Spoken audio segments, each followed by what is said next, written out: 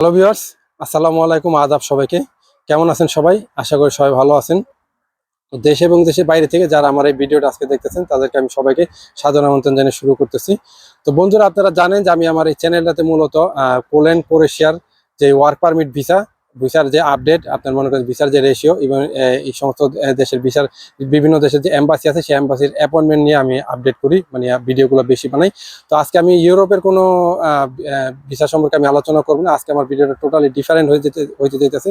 আমি আজকে যে জিনিসটা নিয়ে আলোচনা করব সেই জিনিসটা হচ্ছে আপনার মনে করেন যে একটা টোটালি একটা ডিফারেন্ট কান্ট্রি, যেই কান্ট্রি, যেই দেশটা সম্পর্কে সারা ওয়ার্ল্ডের যে ভ্রমণ পিপাসু মানুষ আছে তাদের সবারই একটা আশা থাকে, ইচ্ছা আকাঙ্ক্ষা থাকে যে ওই দেশটা একবার হইলেও ঘুরবে। এই অসম্ভব সুন্দর দেশটা, যারা মনে করেন যে সবারই একটা বাকেট লিস্টে থাকে যে এই দেশটা আমি ঘুরবো।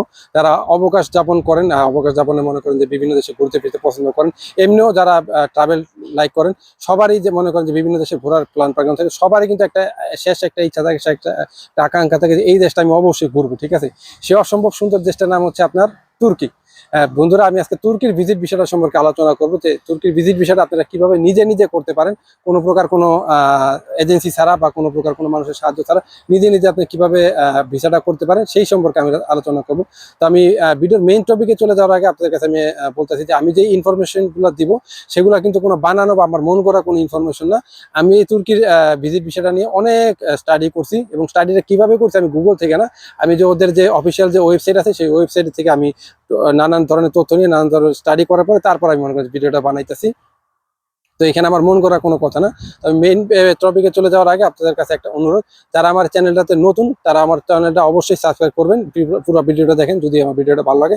আর যদি আমার ফেসবুক পেজ থেকে দেখেন তাহলে আমার ফেসবুক পেজটা লাইক এবং ফলো দিয়ে পাশে থাকবেন। চলেন আগে আমরা জানার এবং বোঝার চেষ্টা করি যে তুর্কির ভিসাটা কিরকম হয়। তুর্কির ভিসাটা মূলত তিনভাবে নেওয়া যায়। একটা হচ্ছে অনারেবল ভিসা। অনারেবল ভিসা যেটা, এটা সম্পর্কে আমি আলোচনা না করি কারণ এটা কিছু লিস্টেড এবং সিলেক্টেড কান্ট্রির পাসপোর্ট হোল্ডার আপনার নিতে পারে। ঠিক আছে, তো ওই সম্পর্কে আমি আলোচনা করি না। এরপরে যে দুইটা ওয়ে আছে সেই দুইটা ওয়েতে আপনারা নিতে পারেন, যেভাবে খুশি সেভাবে নিতে পারেন। তো একটা হচ্ছে আপনার ই ভিসা, ইলেকট্রনিক ভিসা। আরেকটা হচ্ছে আপনার নর্মাল যে ভিসাগুলো হয়, যে পাসপোর্টের মধ্যে যে স্টিকার ভিসা লাগে সেই স্টিকার ভিসা। তো এখন আপনি যেভাবে চান সেভাবে নিতে পারেন। না, আসলে কথাটা এরকম না, আমি জাস্ট বললাম যে যেভাবে খুশি সেভাবে নিতে পারেন, বাট যেভাবে খুশি সেভাবে নিতে পারেন না। তো প্রথমে আমি আলোচনা করি ই ভিসা সম্পর্কে। ঠিক আছে, তো এই ইলেকট্রনিক ভিসাটা আপনার মনে করেন যে চাইলে আপনি নিতে পারবেন না। ইলেকট্রনিক ভিসাটা নেওয়ার জন্য মেইন রিকোয়ারমেন্ট হচ্ছে আপনার, আমি বলি, সেটা হচ্ছে যদি আপনার পাসপোর্টের মধ্যে ভ্যালিড ইউএসএ, ইউকে, সেনজেনের 29টা দেশ এবং আয়ারল্যান্ডের যদি ভ্যালিড ভিসা থাকে, ইভেন এই সমস্ত দেশগুলোর যদি আপনার রেসিডেন্ট পারমিট আপনার থাকে, আপনার যদি রেসিডেন্ট কার্ড থাকে, রেসিডেন্ট পারমিট হোল্ডার হন, মানে এই সমস্ত দেশে বৈধভাবে আপনি থাকতেছেন, তাইলে আপনি ইলেকট্রনিক ভিসার জন্য ইলিজিবল। ইভেন যদি আপনার পাসপোর্টও থাকে তারপর আপনি এই সমস্ত দেশের পাসপোর্ট থাকলে আপনি ইলেকট্রনিক ভিসা নিতে পারেন। তো আবার অনেকের একটা ভ্রান্ত ধারণা থাকে যে অনেকে মনে করেন যে কানাডার ভ্যালিড ভিসা থাকলেও নাকি ইলেকট্রনিক ভিসা নেওয়া যায়। আসলে এই জিনিসটা সম্পূর্ণ টোটালি রং। কানাডার ভ্যালিড ভিসা থাকলে আপনি তুর্কির ভিসা নিতে পারবেন না। তাই কানাডার পাসপোর্ট থাকলে হয়তো আপনি নিতে পারেন। ঠিক আছে, তো ওই কানাডার টোটাল টপিকটা আমি যে কটা দেশ বললাম সে কটা দেশই। এখন আমি আসি আপনারা কিভাবে ই ভিসাটা করবেন। ই ভিসাটা করাটা খুবই সহজ। আমি আমার লিঙ্কে একটা ডিসক্রিপশন বক্সে আমার একটা লিঙ্ক দিয়ে দেবো। এটা আমার যে ডিসক্রিপশন বক্সে এই ওদের ওয়েবসাইটের ওই ই ভিসার যে ওয়েবসাইট, ওইখানে ওয়েবসাইটে গেলে কিছু আপনার একটা ফর্ম পূরণ করতে হবে এবং কিছু জিনিস আপলোড করতে হবে জাস্ট একদম নর্মালভাবে। এবং যে জিনিসটা লাগবে আপনার মনে করেন যে ফি পেমেন্ট করা লাগবে। ফিটা কত? ফিটা হচ্ছে আপনার সিঙ্গেল এন্ট্রি যেটা 60 €। সিঙ্গেল এন্ট্রি ভিসা দিলেও আপনাকে যে ভিসার মেয়াদ সেটা আপনার 6 মাসের ভিসা দিলেও ভিসার মানে ম্যাক্সিমাম আপনার থাকার যে পারমিশন সেটা দেবে 1 মাসের। আর হচ্ছে মাল্টিপল এন্ট্রি ভিসা। মাল্টিপল এন্ট্রিটা হচ্ছে 80 €। এবং আপনার কাছে যে জিনিসটা অবশ্যই লাগবে সেটা হচ্ছে আপনার ডেবিট কার্ড এবং ক্রেডিট কার্ড। এবং ডেবিট কার্ড ক্রেডিট কার্ড থাকলে আপনি কিন্তু পেমেন্ট করতে পারবেন। এবং আপনার ওই যেই সমস্ত দেশগুলো বললাম ওই সমস্ত দেশের ভ্যালিড ভিসা এবং আপনার এই রেসিডেন্ট কার্ড থাকা লাগবে, নয়তো আপনি মনে করেন যে পাবেন না, কেননা ওখানে ভিসার নাম্বার বা দিতে হবে। এবং ওইখানে আপনার এই যে ব্যাংক স্টেটমেন্টের কথা বলা আছে এবং আপনার এই যে ট্রাভেল মেডিকেল ইন্স্যুরেন্সের কথা বলা আছে, এগুলো আগে কেনার দরকার নেই। আপনার যখন হয়ে যাবো আপনার ভিসাটা আসা পড়বো। আর ভিসাটা কিভাবে আসে? ভিসাটা আপনার মেইলের মধ্যে আসবে। যে মেইল দেবেন সেই মেইলের মধ্যে পিডিএফ আকারে আসবে। ঠিক আছে, তো এই ভিসা আসার পর আপনি যখন ফ্লাই করবেন তখন আপনি ট্রাভেল মেডিকেল ইন্স্যুরেন্স করতে পারেন। তো এটা কোনো আহামরি কোনো জিনিসটা, জাস্ট আপনি ওই ওয়েবসাইটটা ঘাটাইলে 5 মিনিটের মধ্যে এই জিনিসটা হয়ে যায়, 5 থেকে 10 মিনিটের মধ্যে। এবং এটা কতক্ষণের মধ্যে আসে? অনেক সময় আপনার 5 মিনিটের মধ্যে আসে, আবার অনেক সময় ম্যাক্সিমাম 24 ঘন্টার মধ্যে আসে পড়ে, ঠিক আছে। তো আমি হচ্ছে সেই সমস্ত ভাগ্যবান মানুষের মধ্যে একজন, যেই রিকোয়ারমেন্ট আমার আছে। আমার পর্তুগালের টিআরসি কার্ড আছে, পর্তুগালের সেনজেনের দেশ, ঠিক আছে। তো আমি চাইলে যে কোনো সময় ই ভিসা নিতে পারি, বাট আমি ই ভিসা নিব না। তো এখানে মন খারাপ করার কিছু নাই যে ভাই আমি তো ই ভিসা নিতে পারতাছি না, আমার তো এই রিকোয়ারমেন্ট গুলো নেই। দেখা গেছে আমার আপনার থেকে মানে অন্যান্য মানুষের থেকে আপনার কোয়ালিটি বা আপনার মনে করেন যোগ্যতা অনেক হাই, তো এটা মন খারাপ করার কিছু নাই।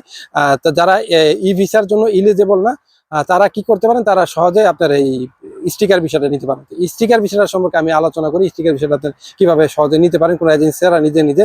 তো আমি যেহেতু পর্তুগালে থাকি, তো পর্তুগাল লিসবন থেকে আপনারা কিভাবে নেওয়া যায় আমি সেই জিনিসটা, পর্তুগালের এম্বাসির যে লিসবনের যে এম্বাসি আছে সেই এম্বাসি থেকে আপনার ভিজিট বিষয়টা কিভাবে করবেন সেই জিনিসটা নিয়ে আমি আলোচনা করতেছি। তো পর্তুগাল ছাড়াও সেনজেনের যে বাকি 28টা দেশ আছে, ইভেন ইউরোপের অন্যান্য দেশে বৈশাও আমি যে নিয়মগুলো বলবো, যে রিকোয়ারমেন্টগুলো বলবো, এই রিকোয়ারমেন্টগুলো থাকলেই মানে এই রিকোয়ারমেন্টগুলো ফুলফিল করে এই ডকুমেন্টগুলো নিলে আপনি ভিসা পাই যাবেন। তো শুধু পর্তুগাল না, সারা ইউরোপের মধ্যেই যদি কেউ আমার ভিডিওটা দেখে থাকেন, আপনারা যদি করতে চান, আমি যেই নিয়মগুলো বলবো এবং যেই ডকুমেন্টগুলো এই ডকুমেন্টগুলো নিলে আপনি ভিসাটা মনে করেন যে নিজে নিজে 100% শিওর করতে পারবেন, ঠিক আছে। তো আমি চলে যাই কিভাবে আপনি লিসবন থেকে করতে পারবেন। তো প্রথমে যেটা আছে সেটা হচ্ছে আপনার যে লিসবনের যে তুর্কির এম্বাসির যে অফিসিয়াল ওয়েবসাইট আছে, সেই ওয়েবসাইটে ওপেন করলেই ওখানে বাম সাইডে রেড মার্কের মধ্যে এখানে দেখবেন যে মেক অ্যাপয়েন্টমেন্ট লেখা আছে। তো মেক অ্যাপয়েন্টমেন্টে ক্লিক করার পরে ওখানে free visa application for foreigner একটা অপশন আছে, ওই জিনিসটাতে আপনি চলে যাবেন। ওখানে যাওয়ার পরে আপনাকে একটা ভিসা অ্যাপ্লিকেশন ফর্মের লিঙ্কে নিয়ে যাবো। তো ভিসা অ্যাপ্লিকেশন ফর্মটা অন্যান্য ভিসা অ্যাপ্লিকেশন ফর্মের মতো এখানে বেশি কিছু আস্কিং করবো না, যে নর্মাল কিছু জিনিস এগুলো আছে, এই সমস্ত জিনিসগুলো আপনারা আস্কিং করবো, ওইগুলো আপনি জাস্ট লিখে দিবেন, সাবমিট করবেন, ঠিক আছে। তো এগুলো করার পরে আপনাকে লাস্ট স্টেপে একটা নিয়ে আসবো, এখানে কিছু ডকুমেন্ট আপলোড করতে বলবো। তো ডকুমেন্টের মধ্যে আপনারা পাসপোর্ট থাকবে, পাসপোর্ট কপি আপলোড করতে বলবো, আপনারা এই পিকচার আপলোড করতে বলবো, হোটেল টিকিট রিজার্ভেশন, ইভেন আপনারা ইনভাইটেশন লেটারও করতে বলবো, ইভেন আপনার যে ব্যাংক স্টেটমেন্ট আপলোড করতে বলবো। এখন আপনি বলতে পারেন যে আমি জাস্ট ভিসা অ্যাপ্লিকেশন আমি পূরণ করবো, এখন আমি তো ভিসা আমার হয় নাই বা আমি কোনো ডকুমেন্টই নাই, আমি এখন ইন্স্যুরেন্স করে কি করবো, আমি এখন ডেটাও আমার ফিক্সড নেই, তো আমি এখন টিকিট রিজার্ভেশন, হোটেল রিজার্ভেশন বা ব্যাংক স্টেটমেন্ট নিয়ে আমি কিভাবে করবো, এগুলো কিভাবে আপলোড করবো। তাই আমি একটা ট্রিক শিখাই দিতে আসি। এটা মানে ভয় পাওয়ার কোনো কিছু নেই, যেহেতু যতক্ষণ মধ্যে আপনি জিনিসটা আপলোড না দিবেন ততক্ষণ মধ্যে ভিসা অ্যাপ্লিকেশন ফর্মটা ডাউনলোড হবে না। তো এই ক্ষেত্রে আমার ট্রিকটা হচ্ছে আপনার কাছে পাসপোর্ট থাকবে আর যেই ফটোটা থাকবে, ফটোটা আপলোড করার পরে বাকি যেই ডকুমেন্টগুলো আপলোড করতে বলবো ওই সমস্ত জায়গায় আপনার যদি মোবাইল থেকে ঢুকেন বা আপনার যদি ল্যাপটপ থেকে ঢুকেন, তাহলে আপনার কাছে যে কোনো ধরনের পিডিএফ ফাইল থাকুক, পিডিএফ ফাইলগুলো আপনি জাস্ট আপলোড করবেন, ওখানে জাস্ট একটা ফর্মালিটি, ওই ফর্মালিটি পূরণ করার পর তারপর আপনি মনে করেন যে ডাউনলোড অপশন আসবে। ওই ডাউনলোড করার পরে আপনি সাথে সাথে আপনি দেখবেন যে আপনার ইমেল আছে, যে ইমেল দিয়ে আপনি করবেন সেই ইমেলের মধ্যে একটা রেফারেন্স নাম্বার, তুর্কির ই ভিসা যে অফিসিয়াল মেলটা আছে ওইটা দিয়ে আপনার কাছে একটা রেফারেন্স নাম্বার আসবো, কনফার্মেশন করতে ভেরিফিকেশন আসবো। তো ওই রেফারেন্স নাম্বার দিয়ে আপনি ভেরিফিকেশন করার পরে আবার ওই রেফারেন্স নাম্বার দিয়ে আপনি যে কোনো সময় লগ ইন করতে পারেন। ওই ওয়েবসাইটে লগ ইন করার পরে আপনি আবার ভিসা অ্যাপ্লিকেশন ফর্ম এডিট করতে পারেন।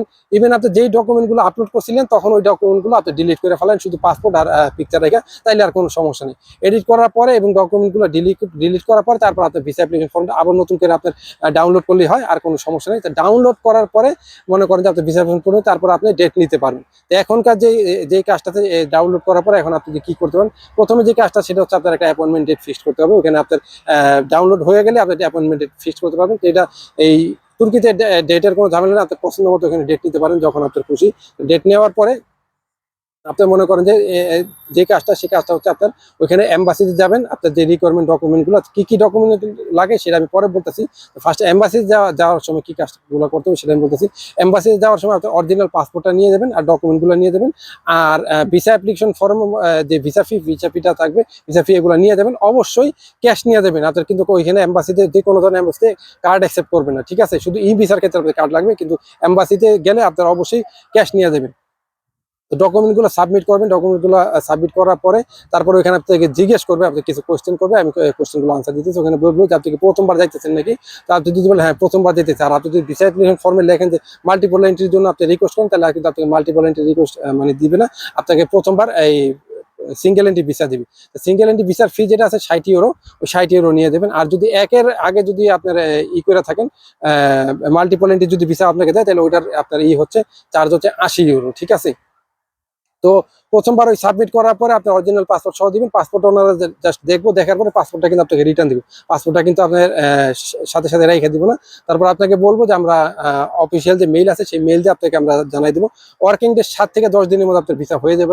ঠিক আছে, বলবো যে ভিসা অ্যাপ্রুভ হয়ে গেলে আমরা তোমাকে একটা মেইল করবো, সেই মেইলের মধ্যে আপনাকে একটা ডেট দিবে, কনফার্মেশন করে দেবো, আপনি তখন একটা রিটার্ন রিপ্লাই করবেন যে হ্যাঁ ঠিক আছে এই ডেটে আমি আসবো পাসপোর্ট নিয়ে। তাতে ওই অনুযায়ী ওই ডেট অনুযায়ী পাসপোর্ট নিয়ে আপনি চলে গেলে ওখানে, তারপর আপনাকে জাস্ট 5 মিনিট ওয়েট করতে বলবো, 5 মিনিটের মধ্যে আপনার পাসপোর্টের মধ্যে ভিসাটা লাগায় আপনাকে দিয়ে দেবে।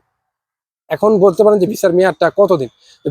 সিঙ্গেল এন্ট্রির জন্য কিন্তু আপনার মূলত 3 মাস দেয়, কিন্তু লিসবন থেকে আপনাকে 1 মাসের বেশি দিবে না।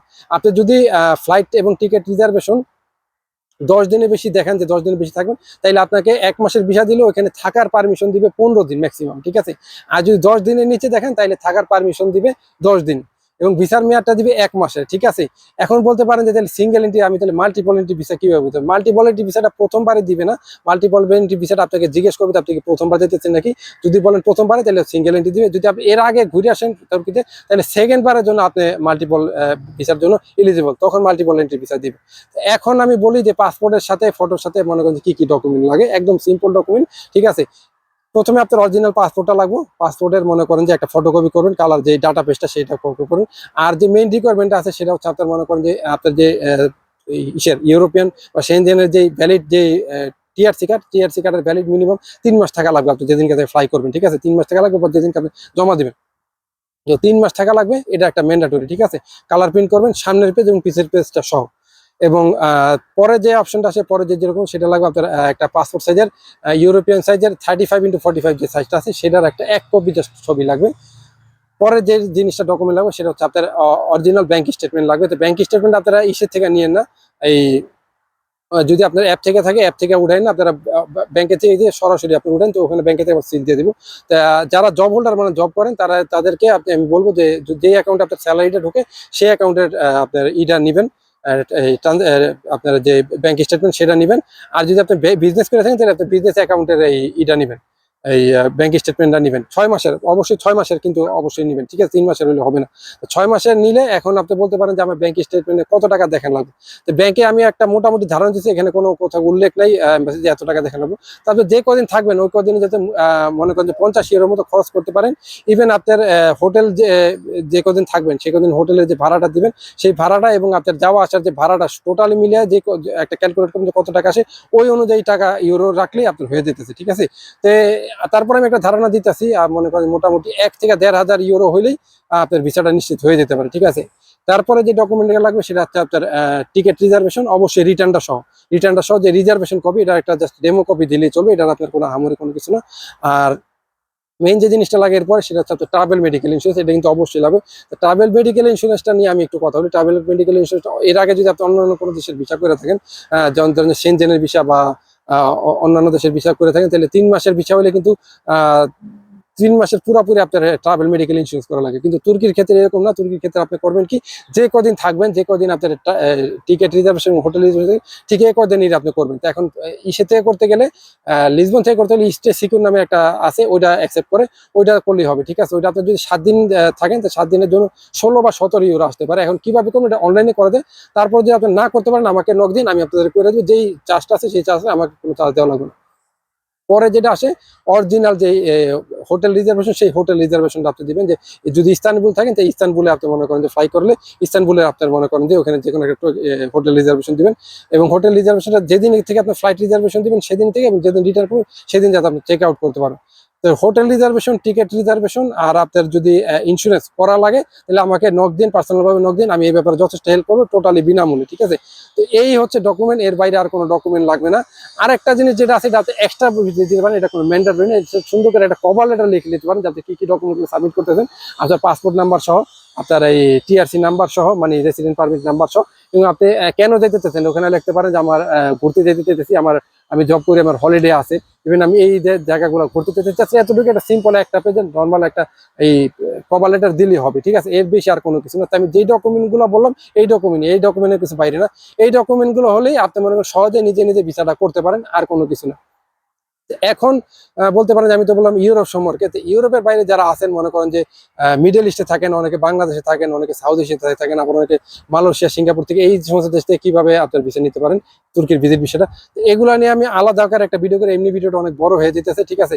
আপনারা যদি কেউ জানতে চান তাহলে আমাকে কমেন্ট করেন, আমি অবশ্যই ওটা নিয়ে আলাদাভাবে ভিডিও করবো। বাট আপনাদের প্রতি আমার একটা সাজেশন থাকবে, যদি আপনাদের পাসপোর্ট একদম ব্ল্যাঙ্ক থাকে, মনে করেন এরা কোনো দেশে ঘুরেন নাই, কোনো ভিজিট ভিসা নেই, তাহলে খালি পাসপোর্ট নিয়ে আপনারা এই সমস্ত দেশ থেকে দাঁড়ায় না, তাহলে ভিসাটা শুধু শুধু আপনার রিজেকশন হবে। যদি না আপনার প্রোফাইল মানে আনলেস যদি আপনার প্রোফাইল খুব হাই না হয়, যদি আপনি খুব বড় কোনো বিজনেস না করেন, বা আপনার কোনো খুব বড় কোনো প্রতিষ্ঠানে খুব বড় পজিশনে চাকরি না করেন, তাহলে কিন্তু আপনার ভিসা 100% মনে করেন যে রিজেকশন দেবে। তো এই ছিল আর কি, মনে করেন যে আমার ভিডিওটার মূল বক্তব্য। তো আশা করি আমি যে গাইডলাইন গুলো দিলাম আপনারা নিজের ভিসা নিজে করতে পারেন। তারপর যদি কেউ না করতে পারেন, যে সিম্পল জিনিসটা আমাকে নক দিন, আমি আপনাদেরকে হেল্প করবো, ঠিক আছে। তো ভিডিওটা কেমন লাগলো আমাদেরকে অবশ্যই জানাবেন, ঠিক আছে। তো ভিডিওটা ভালো লাগলে অবশ্যই আমার চ্যানেলটা সাবস্ক্রাইব করবেন, আর যদি আমার ফেসবুক পেজ থেকে থাকেন তাহলে ফেসবুক পেজ লাইক এবং ফলোতে পাশে থাকবেন। আর ভবিষ্যতে আমি আরেকটা ভিডিও করব, যেটাতে আপনার মনে করেন যে তুর্কিতে থাকা খাওয়ার কস্টিং কিরকম, বা ফ্লাইটের কস্টিং কিরকম, এবং টোটালি যাত্রার একটা আমি ভিডিও করব ভবিষ্যতে, যদি বাইতে থাকি। তো দোয়া করুন সেই ভিডিওটা, আশা করি আপনারা দেখবেন। সেই পর্যন্ত সবাই ভালো থাকেন। সবাইকে আসসালামু আলাইকুম ওয়া রাহমাতুল্লাহি ওয়া বারাকাতুহু।